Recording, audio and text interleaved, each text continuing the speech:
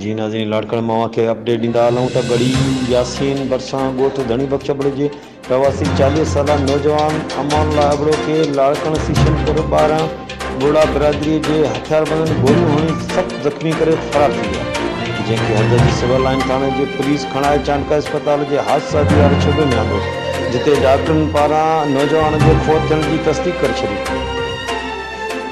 जे भाइटे अरसला अबड़े साफ़िन के ॿुधायो त साल अॻु बोड़ा बिरादरी जे हमराह कंहिं क़त्ल कयो, जंहिंजो इल्ज़ाम हुननि असां ते हयो।